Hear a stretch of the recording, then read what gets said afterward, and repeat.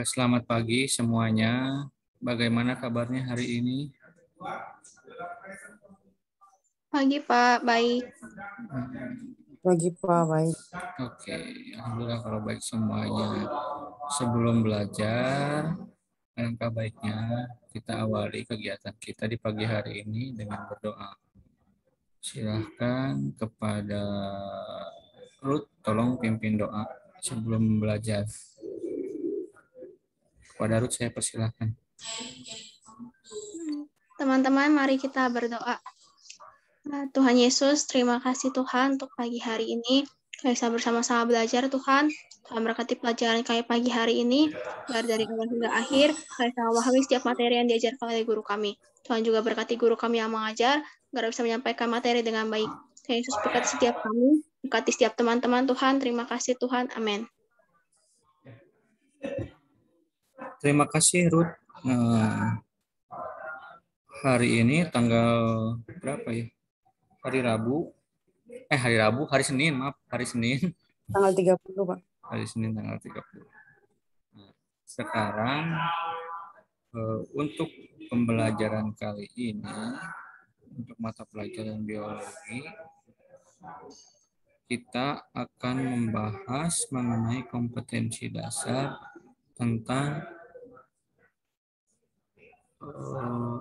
kompetensi dasar 3.9 dan kompetensi dasar 4.9, di mana kompetensi dasar 3.9 merupakan kompetensi dasar tentang menjelaskan teori, prinsip, dan mekanisme evolusi serta pandangan terkini para ahli terkait spesiasi. Itu untuk kompetensi dasar 3.9.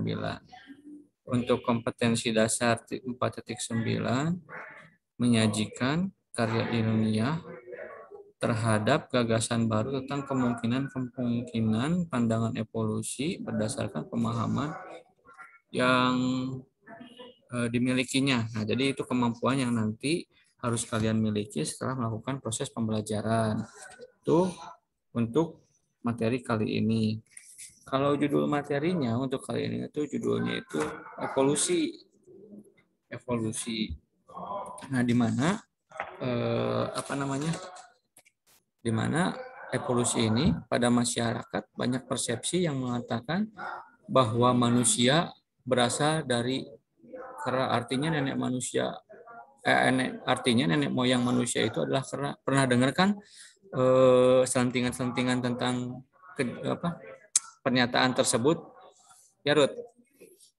Iya, Pak. Nani juga ya? Iya, Pak.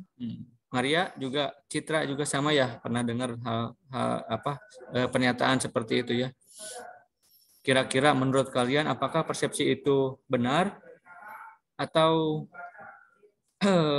seperti gimana? Tergantung, Pak, kan itu mah menurut para ahli. Nah, tergantung Menurut ahli. sainsnya kayak gitu, tapi kalau misalnya ada yang menurut agama juga beda lagi kan. Kalau menurut Nani gimana? Itu menurut Ruth katanya seperti itu.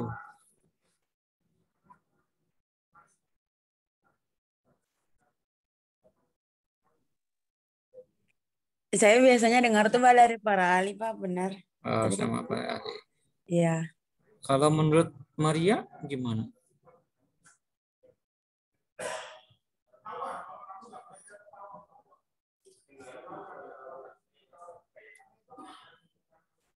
Tergantung orangnya, Pak, mau ngambil dari mana, dari sisi mana. Tergantung orangnya mau ngambil dari sisi mana. Kalau menurut Citra gimana? Menurut aku mah enggak sih, Pak. Enggak. Jadi punya pendapat sendirilah Citra Maya. Jadi tidak kurang begitu setuju mengenai pernyataan tersebutnya. Karena di sini, makasih ya Citra ya. Karena di sini dari pernyataan tersebut melihat bahwa manusia itu berasal dari permata sebagai cikal bakalnya. Kemudian primata akan mengalami proses perubahan dan perkembangan lebih lanjut. Kemudian makhluk hidup memiliki struktur morfologi yang beraneka ragam. Nah, jadi dari pernyataan tersebut juga intinya istilahnya hanya memaksakan menyamakan bahwa manusia itu berasal dari primata atau kera yang seperti itu.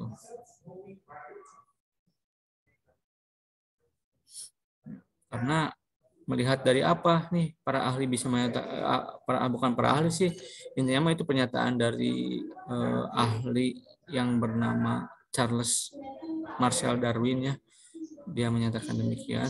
Kenapa dia bisa mengambil hal seperti itu? Karena ada beberapa yang dari dari kesamaan struktur morfologi makhluk hidupnya itu ada beberapa yang memiliki persamaan, namun banyak pula yang memiliki perbedaan ciri. Perbedaan tersebut kan kalau di biologi itu dipelajari dari hubungan kekerabatan antara makhluk yang satu dengan yang lainnya, sehingga kemungkinan si ahli tersebut menyimpulkan atau membuat pernyataan demikian itu karena ya melihat dari ciri morfologi tersebut, bahwa dalam biologi juga mengenal yang namanya proses evolusi, di mana proses evolusi itu menunjukkan di dalam ilmu evolusi itu menunjukkan atau menjelaskan tentang perubahan makhluk hidup yang terjadi akibat adanya adaptasi dengan lingkungan secara perlahan-lahan. Nah, itu evolusi. Jadi munculnya teori evolusi itu berawal mulanya itu ya karena sebutnya bukan men-tracing, mempelajari tentang kesamaan morfologi dari makhluk hidup tersebut. Nah, itu mungkin kalau misalkan berbicara mengenai pernyataan yang dikatakan oleh Charles Darwin. Kenapa dia bisa menyatakan demikian itu karena melihat ciri morfologinya. Entah dilihat dari sisi salah atau benarnya, mungkin itu mah pendapat masing-masing orang, karena ada beberapa orang juga yang menyetujui, ada yang beberapa orang juga yang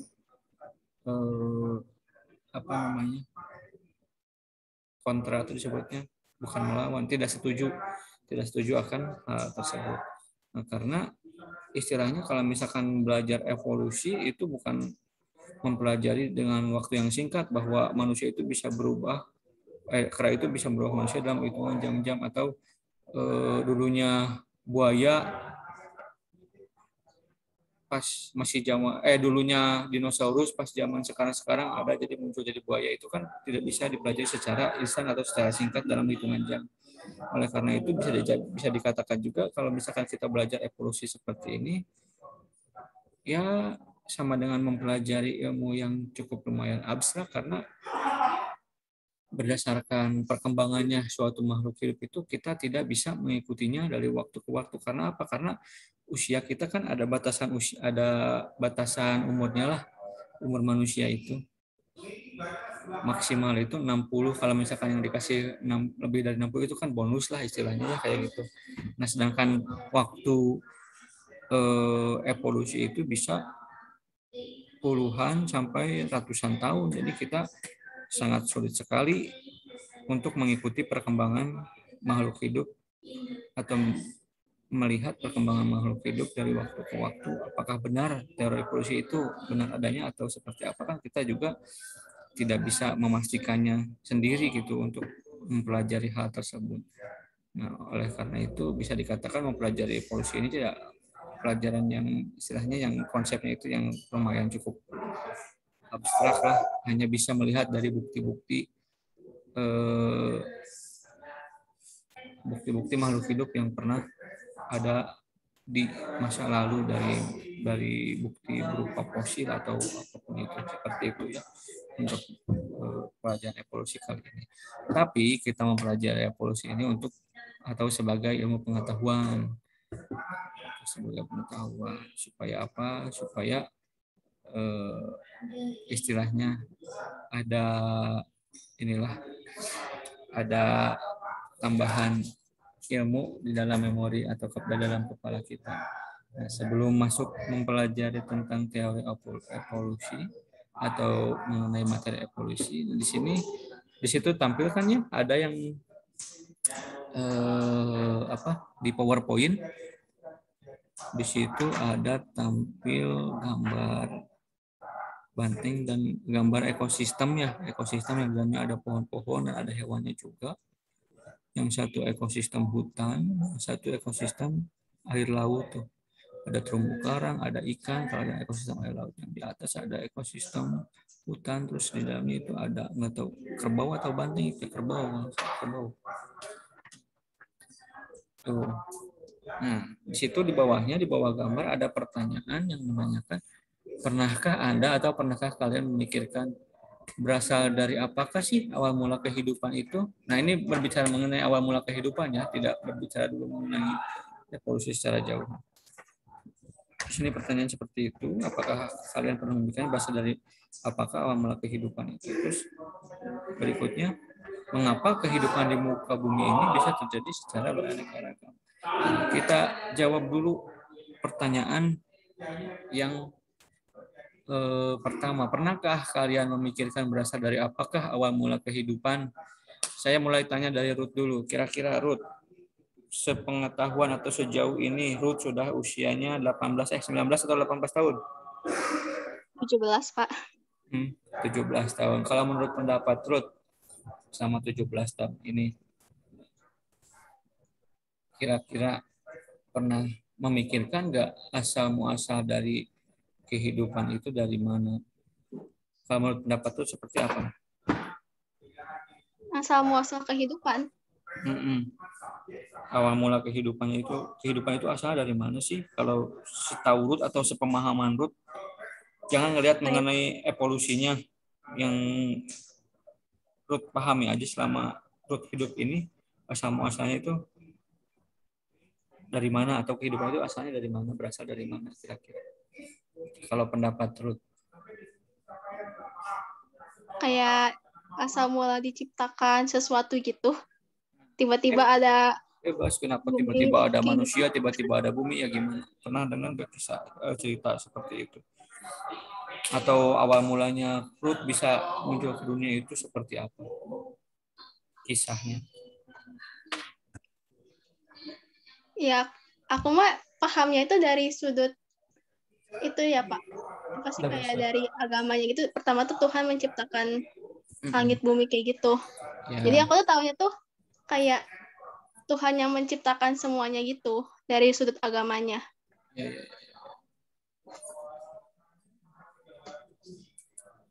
Udah itu aja, Ruth? Iya, Pak. Nah, jadi Ruth mah pokoknya asal muasal kehidupan itu asalnya dari Tuhan gitu aja ya. Intinya.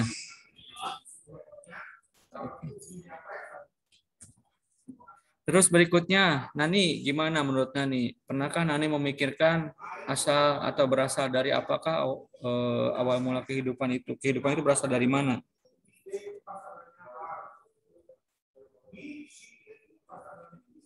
Nani masih di situ.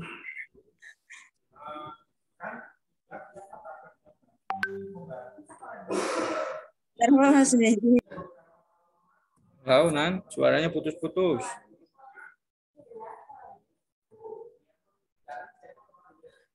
Bentar ya, gue masih mikir. Oh, masih mikir. Maria dulu, coba Maria. Pernah nggak Maria memikirkan berasal dari manakah kehidupan itu?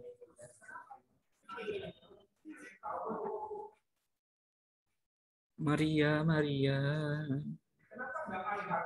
Coba. Pernah memikirkan sih, kayaknya pernah deh, Pak. Kemungkinan pernah. Terus pendapat Maria itu gimana?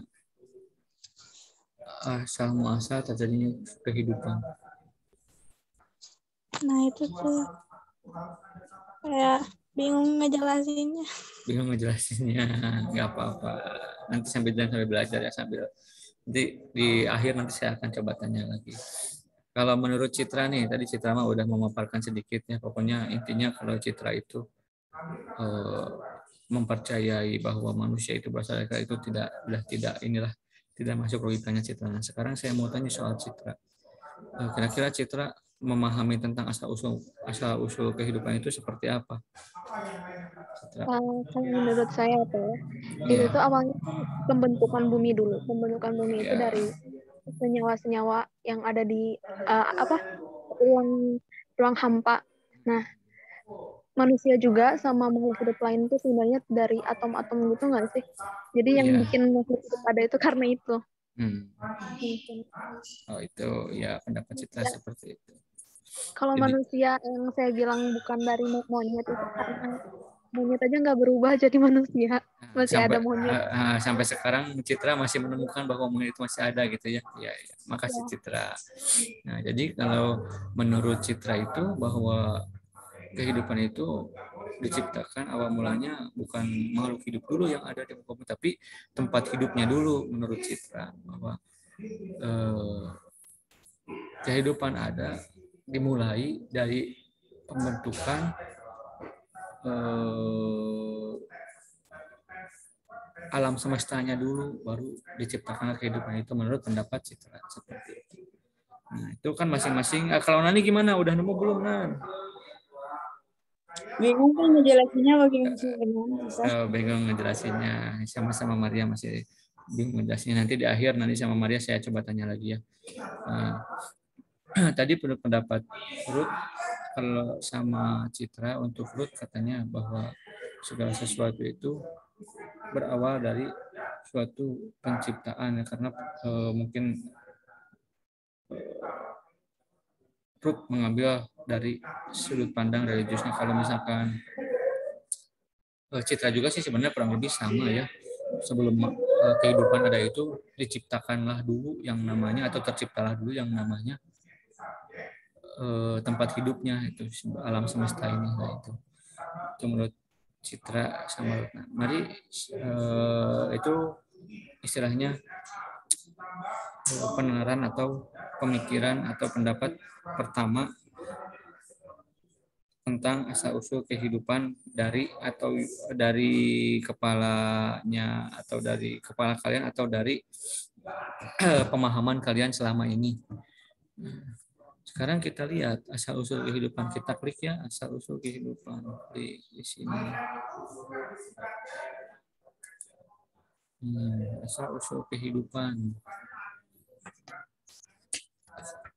Di sini dikenal beberapa teori mengenai asal usul kehidupan. Ada teori kosmozoa,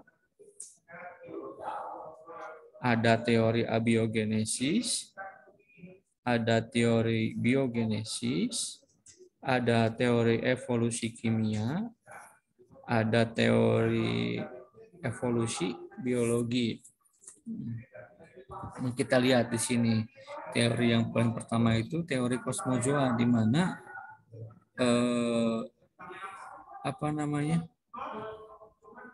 teori kosmojo ini mengatakan bahwa kehidupan di bumi ini dibawa dari tempat lain di alam semesta.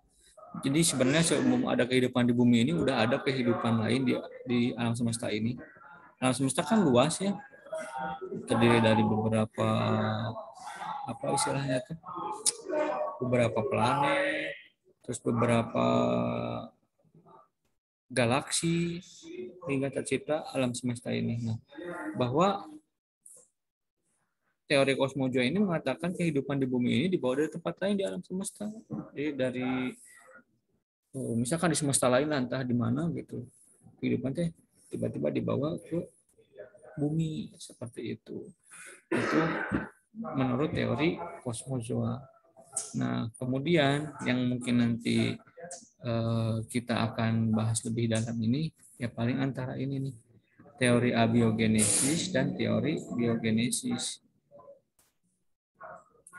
Teori abiogenesis ini mengatakan bahwa makhluk hidup itu berasal dari benda mati dan terjadi begitu saja secara spontan, atau lebih dikenal dengan generatio spontanea, itu bahasa biologisnya atau bahasa ilmiahnya. Nah, teori ini dikemukakan oleh Aristoteles. Ini Aristoteles ini ilmuwan yang paling merambah kemana-mana ya kalau di biologi ini, di teori evolusi ini mengenai asal-usul kehidupan. Aristoteles yang mendeklarasikan atau mempublikasikan temuannya itu, bahwa menyatakan bahwa makhluk hidup itu berasal dari benda mati dan terjadi begitu aja secara spontan.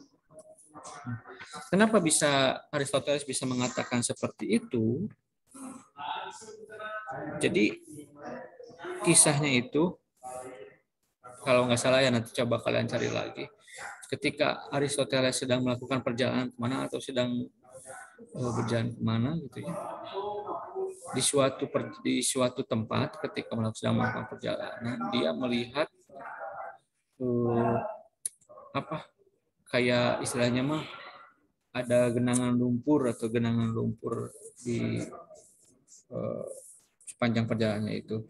Nah, dari genangan lumpur tersebut Aristoteles itu melihat tiba-tiba muncul seekor katak, sehingga beliau istilahnya menyimpulkan, kenapa kok tiba-tiba bisa muncul katak dari dalam lumpur. Dari melihat kejadian itu, Aristoteles ini menyimpulkan bahwa katak tersebut berasal dari lumpur. Otomatis kalau misalkan seperti itu, muncullah teori yang mengatakan bahwa makhluk hidup itu katak itu makhluk hidup, lumpur itu kan benda mati. Jadi akhirnya setelah kejadian itu muncullah teori yang mengatakan bahwa makhluk hidup itu berasal dari benda mati dan terjadi secara begitu saja. Itulah yang dikemukakan Aristoteles seperti itu. Itu awal mula kisahnya. Nah, pada saat itu bahwa kan mungkin itu kejadiannya tuh beberapa ribu tahun sebelum Masehi, sehingga yang namanya ilmu kan masih belum berkembang di sana. Nah, teori Aristoteles itu ada yang mengaminkan, atau istilahnya ada pendukungnya lah. Ada pendukungnya, beberapa ilmuwan yang lumayan terkenal juga. Yaitu pendukungnya itu, atau yang mendukung teori atau yang meneliti lebih lanjut tentang teori dari teori abiogenesis atau generatio spontanea-nya Aristoteles itu ada Antony van Leeuwenhoek dengan Antony van Leeuwenhoek dan John Needham. Itu dua ilmuwan yang mendukung dari teori asal usul kehidupan, teori abiogenesisnya Aristoteles. Nah, ada lanjutannya lagi enggak ya?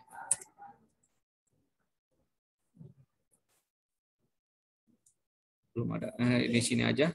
Nah, masih lanjut di teori abiogenesis, karena slide berikutnya itu tentang teori biogenesis. Nah, Tadi yang pertama Aristoteles melihat kejadian seperti itu sehingga dia menyimpulkan bahwa makhluk hidup itu berasal dari benda mati. Nah, ada tadi kan yang mengamini, ada Anthony van Leeuwenhoek dan ada John Needham. Nah, kisahnya juga beda nih. Kalau Anthony van Leeuwenhoek dia bisa meyakini hal tersebut karena istilahnya mah tidak semerta-merta. Misalkan saya mengungkapkan pendapat bahwa ini teori ini adalah seperti ini. Tiba-tiba Ruth nyaut, saya juga setuju, nggak setuju seperti itu. Tapi si Anthony ini setuju karena dia juga mencoba melakukan percobaan, ternyata bisa divalidasi nih atau bisa dibuktikan nih teori tersebut. Di mana Anthony van Leeuwenhoek ini dia bisa berpendapat sama dengan Aristoteles menyatakan bahwa makhluk hidup itu berasal dari benda mati karena dia melakukan percobaan, di mana percobaannya itu berupa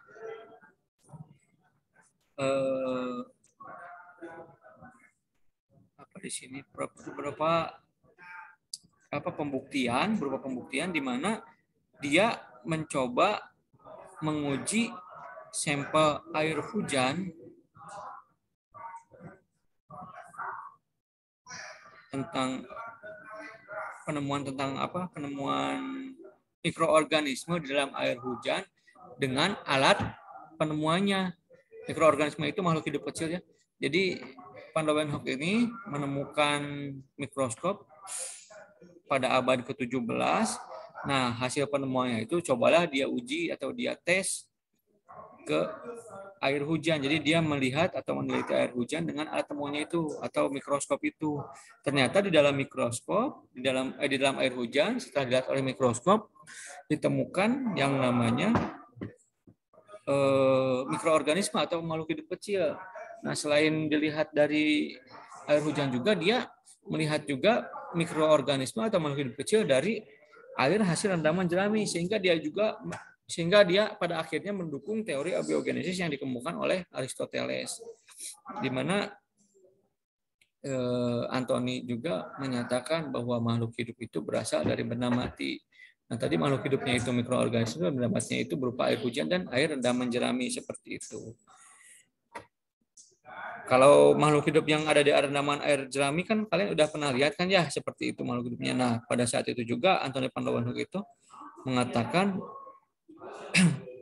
bahwa makhluk hidup itu atau mikroorganisme itu berasal dari air hujan. Padahal kan sebenarnya kalau misalkan ngelihat kesini kan bukan seperti demikian ya. Kira-kira menurut Ruth itu yang dari air rendaman jerami asal mikroorganismenya dari mana, Ruth? Pernah lihat kan, Ruth?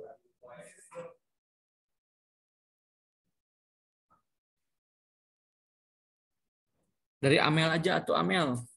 Mel, pernah lihat kan makhluk hidup dari rendaman air jerami?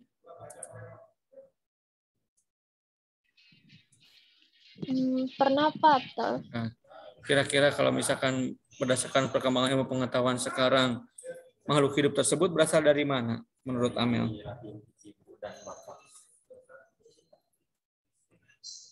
Dari mana, Mel?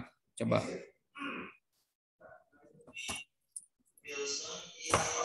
Dari sawah. Kan airnya diambil dari sawah. Dari sawah dan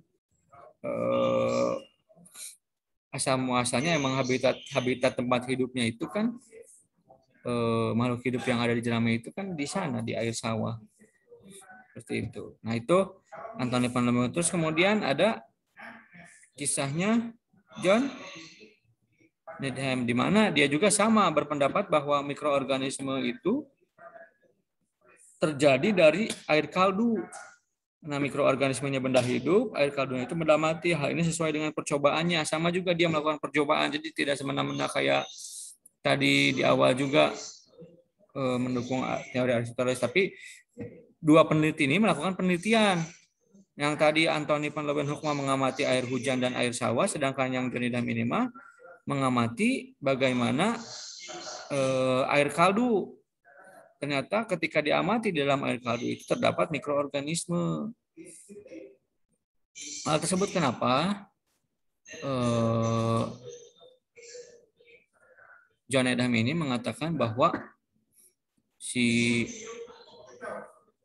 makhluk hidup itu mengatakan bahwa makhluk hidup itu berasal dari benda mati ini, dari 3 ilmuwan yang menyatakan bahwa atau mendukung teori abiogenesis atau menyatakan bahwa makhluk hidup itu berasal dari benda mati. Siapa aja tadi Nani ilmuannya?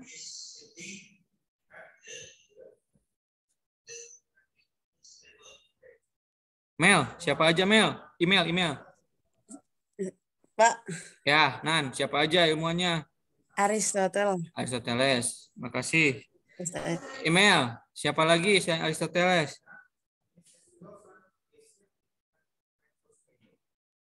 Email? Wah, si email mah nundutan ya. Atau Amel ini teh. Email. Oh. Siapa lagi?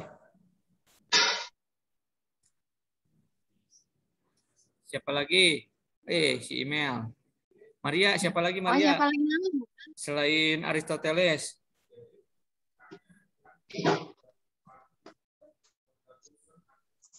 Ini Pak. Anthony van Leeuwenhoek sama satu lagi siapa? Ruth. Yang terakhir.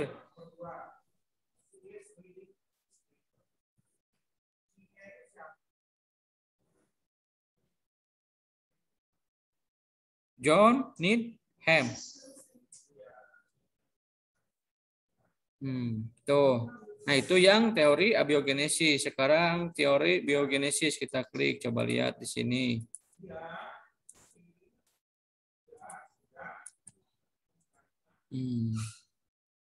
Teori biogenesis ini mengatakan bahwa makhluk hidup itu berasal dari makhluk hidup sebelumnya. Di sini ilmuwan pendukung teori tersebut ada Francesco Redi, ada Lazzaro Spallanzani, ada Louis Pasteur. Kalau tadi teori abiogenesis itu apa, Ruth?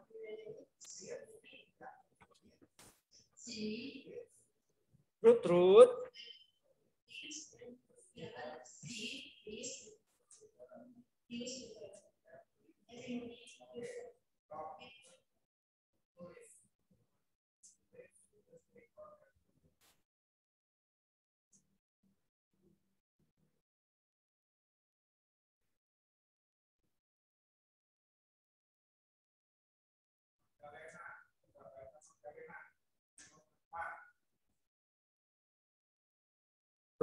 Wah, si Ruth nggak ada. Nani bukan Nani, Citra belum tersebut. Teori abiogenesis itu apa, Citra?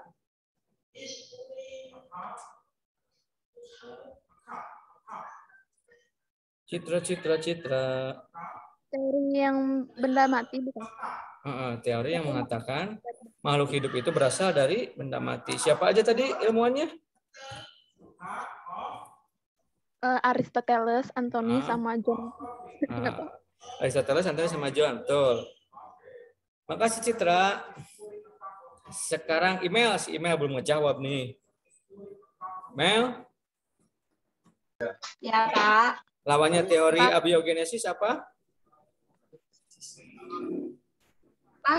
Lawannya teori abiogenesis apa? Teori abiogenesis.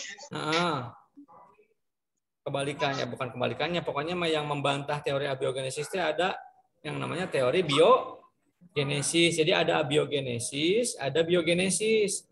Yang satu pakai A, yang satu enggak. Oke?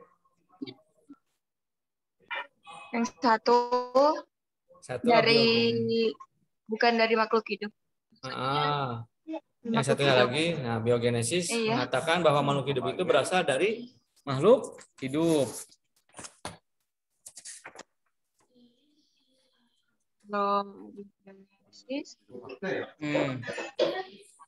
Itu. Jadi ada siapa aja Mel kalau biogenesis tuh baca di tampilan layar kamu muncul enggak? Ada siapa aja? Biogenesis. Ya, para ilmuwan yang mendukung teori biogenesis. Francesco Redi, Lazzaro Spallanzani, Louis Pasteur. Nah, Makasih, email. Sekarang Maria udah hadir di situ? Masih di sini, Pak. Masih di sini. Tadi balik lagi dulu sebentar ke teori abiogenesis. Kalau percobaannya bukan percobaannya, kejadian yang menyebabkan Aristoteles mengatakan bahwa makhluk hidup itu berasal dari benda mati, apa kejadian yang diamati oleh Aristoteles? Kejadiannya itu karena ada katak yang keluar dari lumpur. Jadi dia mengira kalau katak itu berasal dari lumpur yang benda mati. Ya, makasih Maria. Sekarang Amel.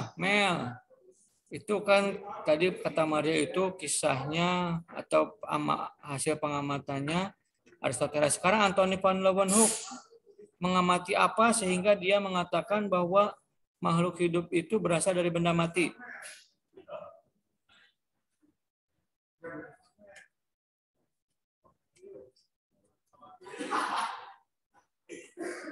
Amel masih di situ kah? Ada?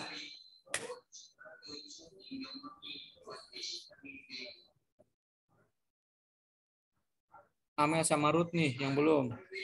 Sok Amel itu yang Anthony van Leeuwenhoek. Kalau misalkan Ruth yang John Needham kira-kira kenapa atau mengamati apa dia sehingga dia bisa mengatakan bahwa makhluk hidup itu berasal dari benda mati?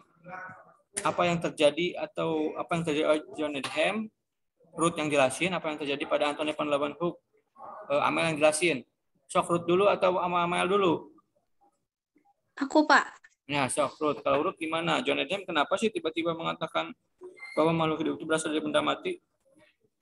Yang dia mengamati kaldu, bukan, Pak? Ya, mengamati air kaldu. Jadi si John Needham itu merebus daging dan diambil airnya. Kemudian digimanain? Diamati. Diamati. Ternyata air kaldu itu setelah disimpan beberapa lama dalam keadaan terbuka, tiba-tiba air kaldu tersebut menjadi keruh dan ketika diamati pada air kaldu yang keruh itu terdapat mikroorganisme atau bakteri dalam air kaldu tersebut. Seperti itu. Makasih Ruth. Nah sekarang Amel nih. Mel masih di situ kah Amel? Amel Monica? Iya, Pak. Oh ada. Nah, gimana kalau Anthony van Leeuwenhoek kenapa dia bisa mengatakan makhluk hidup itu berasal dari benda mati? Apa pertanyaannya? Kenapa Anthony van Leeuwenhoek mendukung teori Aristoteles yang mengatakan bahwa makhluk hidup itu berasal dari benda mati? Kejadian apa nih? Kan tadi Aristoteles kata Maria melihat katak yang muncul dari lumpur. Nah, terus kalau menurut Ruth tadi yang John Needham kenapa dia mengatakan bahwa makhluk hidup berasal dari benda mati? Karena dia melihat atau mengamati air rebusan kaldu yang tiba-tiba muncul bakteri dalam air rebusan kaldu tersebut. Di air kaldu yang disimpan di tempat terbuka. Nah, sekarang saya mau nanya yang Anthony van Leeuwenhoek kenapa dia mengatakan bahwa makhluk itu berasal dari benda mati? Mengamati apa, Mel? Coba. Karena dia mengamati makhluk yang berasal dari air jerami. Air jerami menggunakan mikroskop sebagai alat temuan atau alat optik yang ditemukan oleh Anthony van Leeuwenhoek. Makasih ya Mel, itu ya kisahnya. Nah, kenapa saya balik lagi menanyakan asal-usul teori abiogenesis? Karena pada materi yang berikutnya ini mengatakan bahwa ada beberapa ilmuwan yang ingin menyanggah teori abiogenesisnya Aristoteles, Anthony van Leeuwenhoek, dan John Needham. Adalah ilmuwan yang mengatakan bahwa makhluk hidup ini sebenarnya berasal dari makhluk hidup sebelumnya. Dan para ilmuwannya itu ada Francesco Redi, ada Lazarus Palanjani, ada Louis Pasteur. Mari kita lihat ya, dari mulai Francesco Redi, kita lihat apa yang dia lakukan sehingga dia menyanggah bahwa makhluk hidup itu berasal dari benda mati, sehingga dia mengungkapkan bahwa makhluk hidup itu sebenarnya berasal dari makhluk hidup sebelumnya. Kita lihat ya di sini. Nih. Di sini Francesco Redi melakukan percobaan untuk membuktikan teori biogenesisnya, melakukan percobaan dengan memasukkan daging ke dalam toples. Satu toples dibiarkan terbuka, satu toples dibiarkan tertutup. Yang tertutup lapisan lilin dan yang lainnya ditutup oleh kain kasa. Nah, diamati ya yang dibiarkan terbuka sama yang dibiarkan tertutup. Ternyata lama-kelamaan kalau yang dibiarkan terbuka ini dia tidak terjadi apa-apa pada ikannya. Sedangkan pada tutup toples yang di dalam ikannya atau dagingnya itu dibiarkan terbuka, di dalam ikannya itu muncul belatung-belatung. Nih. Muncul belatung. Kalau misalkan yang dibiarkan terbuka ditutup tapi menggunakan kain kasa, itu muncul belatungnya itu di atas permukaan permukaan kain kasanya. Kenapa? Karena aroma ikannya tercium di bagian atas sehingga si belatungnya itu muncul di atas ini. Karena apa? Karena si kelelawar, si lalatnya itu tidak bisa masuk nih, hanya bisa hinggap di bagian atasnya aja. Sedangkan yang tertutup sama sekali tidak bisa masuk, dia hanya hinggap di kacanya aja nih.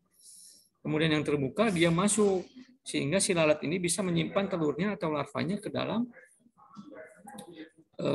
daging, sehingga akhirnya dari pengamatan yang dilakukan oleh Frances Corredi terakhirlah kesimpulan yang namanya larva ini berasal dari telur tapi bukan dari daging. Itu sanggahan yang pertama, berasal dari telur bukan dari daging. Karena apa? Karena yang posisinya ditutup sama lilin, di toplesnya ditutup sama plastisin atau lapisan lilin mah beneran tertutup rapat kan, jadi tidak ada celah untuk masuk lalat tersebut, sehingga ikannya tetap aja utuh atau dagingnya tetap aja utuh. Sedangkan yang masuk mah si lalatnya bisa masuk, sehingga menyebabkan si lalat tersebut bisa menyimpan telurnya atau larvanya ke dalam daging ini. Sedangkan yang kasa itu kan bau amisnya tercium, sehingga si lalat menyangkanya bahwa kasa ini itu adalah ikan, kasa bolong-bolong ini, sehingga dia menyimpan telurnya itu di sini. Ternyata tumbuh belatungnya di daerah sini. Seperti itu sehingga akhirnya disimpulkanlah Frances Corredi bahwa larva ini berasal dari telur bukan dari daging. Itu Frances Corredi. Sekarang Lazarus Spallanzani, kita lihat bagaimana ceritanya atau pengamatannya. Nah, kalau misalkan dilihat dari percobaannya, Lazarus Spallanzani ini ingin ingin istilahnya mah bukan menentang, jadi menyanggah, ingin menyanggah bagaimana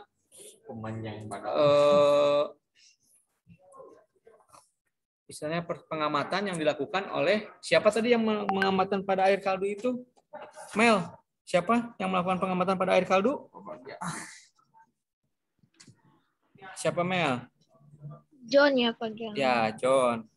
Nah, dia ingin menyanggah teori atau hasil pengamatannya John. Ternyata menurut Lazarus Spallanzani bahwa makhluk hidup itu berasal dari benda mati, kata John Needham. Tapi Lazarus Spallanzani membuktikan bahwa ada kesalahan beberapa tahapan sehingga menyebabkan timbulnya mikroorganisme atau mikroba pada air rebusan kaldu yang dilakukan oleh John Needham. Di mana John Needham ini yang pertama kesalahan yang dilakukannya itu katanya dia tidak merebus air kaldu secara lama sehingga masih ada beberapa mikroorganisme yang tertinggal di dalam air rebusan kaldu karena proses pematangan yang kurang maksimal sehingga masih ada mikroba yang masih hidup walaupun itu sudah dipanaskan. Itu yang kedua. Yang kedua, kesalahan dari John Needham itu dia tidak menutup bagian atasnya atau di bagian atasnya tidak tidak ditutupi sehingga masih bisa mikroorganisme masuk melalui udara. Akhirnya Lazarus Spallanzani melakukanlah percobaan ini. Percobaannya itu dia membuat dua tabung bejana, di mana yang satu dilakukan secara terbuka, Yang satu lagi dilakukan secara tertutup si tabungnya itu. Sama di awalnya air kaldunya itu direbus dulu, dipanaskan dulu, tapi dipanaskannya secara maksimal, tidak seperti yang dilakukan oleh Jan Edenhem yang hanya dilakukan sebentar menurut Lazarus Spallanzani. Setelah didiamkan beberapa hari, ternyata yang dilakukan di tempat atau di tempat terbuka atau tidak ditutup bagian atasnya, timbullah mikroba ini ya, timbullah mikroorganisme. Sedangkan yang ditutup itu tidak ada apa-apa, sehingga penelitian ini atau pengamatan ini bisa membantah teori abiogenesis yang dilakukan oleh siapa tadi? Siapa Cing? Maria. Oleh John Needham. Atau John Needham. Tuh, ini. Itu percobaannya Lazarus Spallanzani. Kita lihat yang terakhir, percobaannya Louis Pasteur. Nah, percobaan Louis Pasteur ini ingin memperkuat percobaannya dari Francesco Redi. Bukan Francesco Redi, siapa? Lazarus Spallanzani. Percobaan Louis Pasteur ini ingin membuktikan tentang teori abiogenesis di mana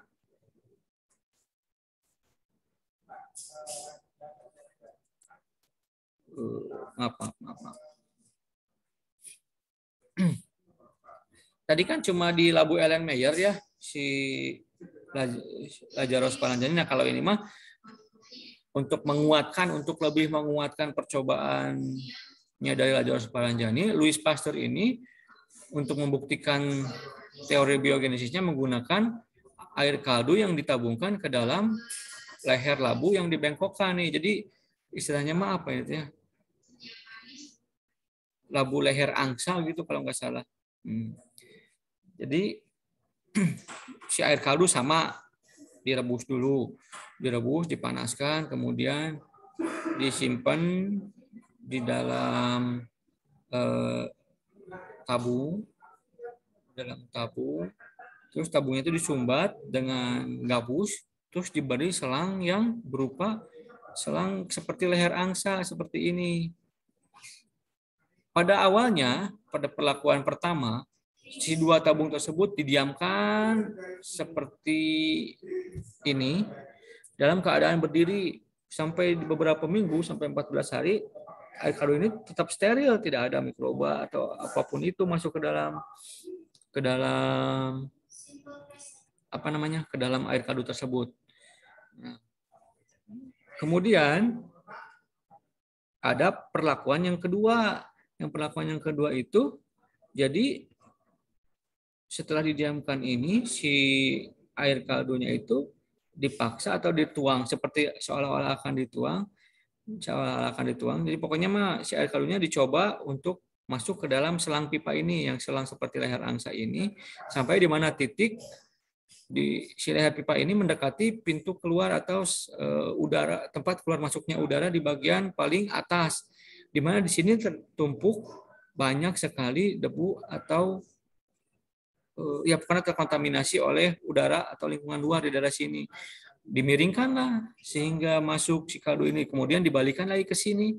Setelah didiamkan beberapa hari, ternyata setelah dilakukan perlakuan tersebut muncullah atau terkontaminasilah oleh debu dan mikroba yang berasal dari luar yang nyangkut di bagian daerah sini.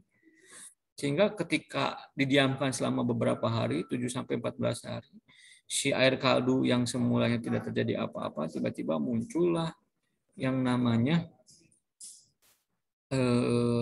mikroba atau mikroorganisme. Sehingga di sini akhirnya muncul kesimpulan bahwa mikroba labu berasal dari mikroba di udara. Dari simpulan tersebut, dari penguatan dari Louis Pasteur ini, akhirnya dapatlah 3 teori. 3 teorinya itu, teori biogenesis ini dirumuskan dalam satu postulat sebagai berikut. Yang pertama, menurut Louis Pasteur itu bahwa omne vivum ex ovo, bahwa makhluk hidup itu berasal dari telur. Tadi kan telur lalat yang berubah menjadi larva. Kemudian omne opum ex vivo, bahwa telur itu berasal dari makhluk hidup. Terakhir, omne vivum ex vivo, bahwa akhirnya makhluk hidup itu berasal dari makhluk hidup sebelumnya. Ini yang akhirnya dirumuskan menjadi teori biogenesis. Seperti itulah. Tadi kan Francesco Redi menyanggah bahwa katak itu berasal dari rumput. Akhirnya Francesco Redi membuat percobaan dari daging yang tiba-tiba muncul belatung. Ternyata belatung itu bukan berasal dari dagingnya, melainkan berasal dari lalatnya itu. Kemudian Anthony Leeuwenhoek menyatakan bahwa air hujan asal muasal dari makhluk hidup apa tadi teh? Makhluk hidup mikroorganisme itu tadi juga kan disanggah sama Francesco Redi. Pokoknya mah yang disanggah sama Francesco Redi itu Aristoteles dan Anthony van Leeuwenhoek, karena tidak ada perlakuan. Nah, kalau yang coba disanggah oleh Raja Ros Palanjani dan Louis Pasteur itu pernyataannya dari John Needham yang ternyata bahwa dari air kaldu itu bisa kok cenah muncul bakteri. Seperti itu kurang lebih untuk istilahnya mah teori biogenesis. Nih, ini berapa menit ya?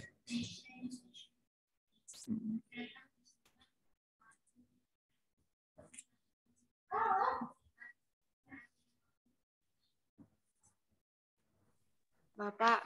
Ya. Katanya hari ini sekolah. Kemarin udah minggu kemarin sekolah. Nah, hari Minggu.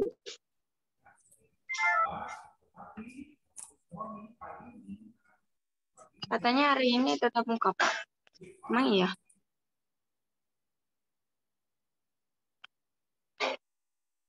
Bapak Ramdan malah di-mute.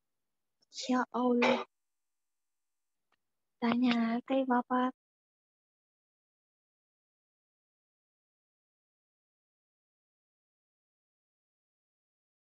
Bapak astaga aku teh nanya. Malah di-mute. Seri deh.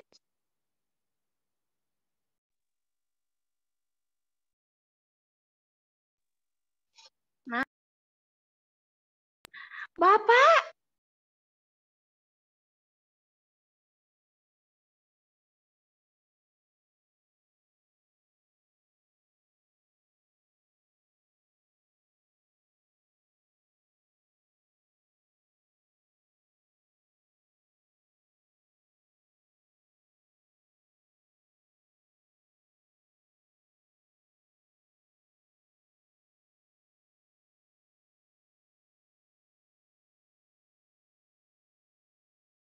Formed.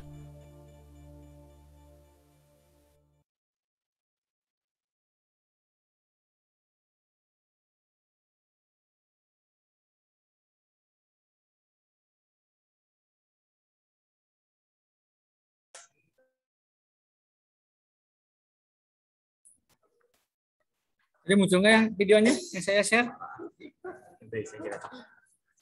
Enggak ya? Enggak muncul ya?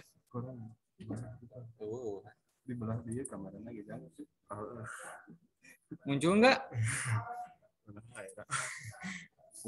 Enggak, Pak. Enggak, kenapa ya? Masih nyala itu poinnya. Oh, pantesan pada diem. Bentar ya. Saya coba share. Mute aku teh dikira videonya jalan. Oke, Enggak. Videonya. Prior to Charles Darwin, scientists had some rather strange ideas concerning how life began. They believed that living organisms came into being rapidly and spontaneously over a period of just a few weeks. Muncul, Pak. The scientific community believed in spontaneous generation for 2,000 years. and it is a stark reminder that even a majority of scientists can be wrong. In his classic 17th century description of spontaneous generation, scientist Jan Baptist von Helmont suggested that mice came from dirty underwear. Wanneer je een stuk gedragen ondergoed, if you put a piece of sweaty underwear in an open-mouthed jar, together with a piece of wheat, after 21 days, the ferment coming out of the underwear changed the wheat into mice. But what is even more amazing is that the mice are not small or aborted mice, but adult mice emerge. Another evidence offered for spontaneous generation was the rotting meat experiment. 17th century scientists observed that if meat was placed in an open jar, maggots formed on the meat weeks later. They conjectured that life, in the form of maggots, arose spontaneously from rotting meat. But in 1668, Francesco Redi, an Italian physician and scientist, overturned this idea. He suggested this proof of spontaneous generation was nothing more than contamination of the meat by flies. When flies landed on the rotting meat, they laid their eggs. Over time, these eggs grew into maggots. Later, the maggots changed into flies. When scientist Redi prevented flies from landing on the meat with a piece of cheesecloth, maggots never formed.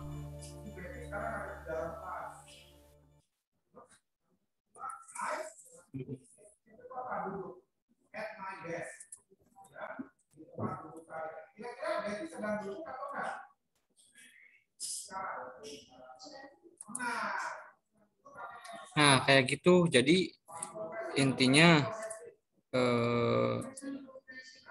awal mulanya bahwa banyak yang percaya makhluk hidup itu berasal dari benda mati.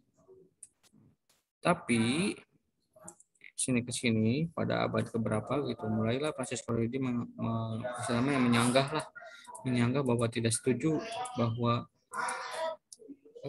makhluk hidup itu berasal dari benda mati, sehingga tadi dengan percobaan yang tadi yang daging didiamkan, tapi yang satu didiamkan terbuka, yang satu ditutup oleh kain kasa. Ternyata yang ditutup oleh kain kasa dan ditutup rapat itu tidak muncul larva atau belatung kayak gitu. Sampai sini mau ada yang mau tanyakan dulu nggak? 15 menit lagi mau berakhir. Nanti untuk pertanyaan email kenapa belum masuk nanti saya jawab. Sekarang sok buka dulu kamera lah, mau saya absen dulu. Ya? Iya Pak, tutupan. Saya mau absen dulu ya. Oke. Bapak, Nani nggak pakai seragam, Pak? Kepalanya aja, kayak si Mel, kepalanya aja Mel. Awal-awalan. Citra, coba Maria, coba buka dulu. Ruth, kita absen dulu. Kita saha karyanya. Oh, mundur di kepalanya aja. Si mana itu? PS. Sorangan tuh itu. Teman masuk. Ruth, Amel, Citra. Nah nih kurang maju nih, mukanya aja. Kelihatan, kuningnya masih kelihatan.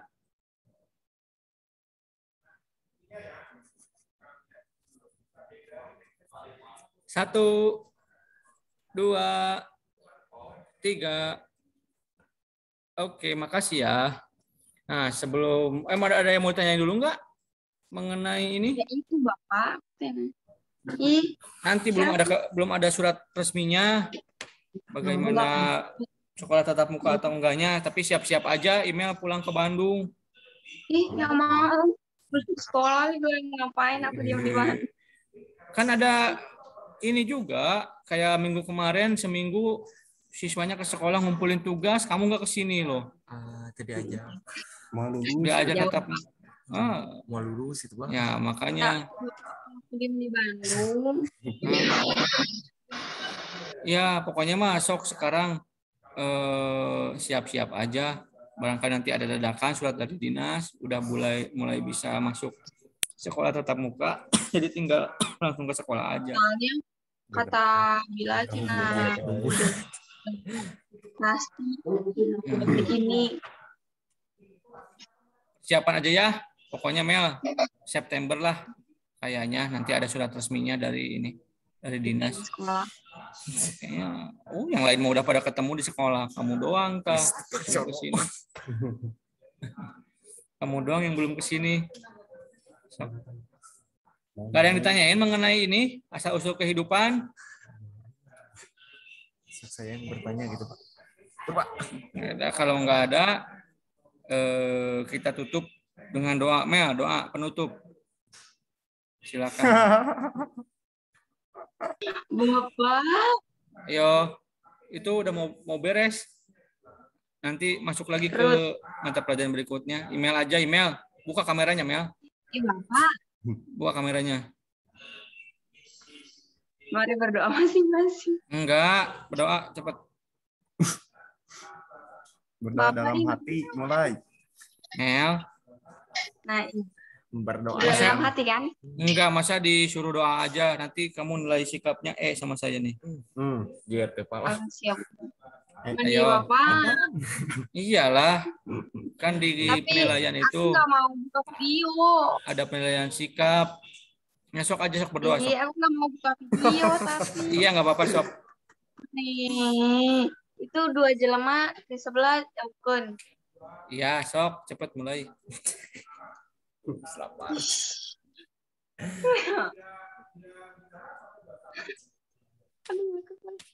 Bentar, Mak. Mengumpulkan niat. Mau doain niat.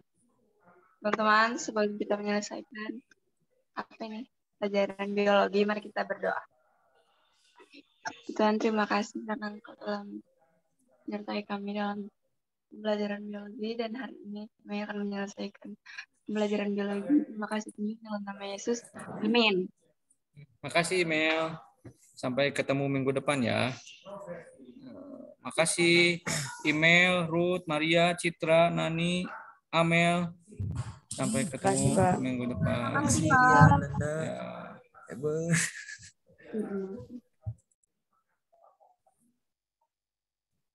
Keluar ya ini deh.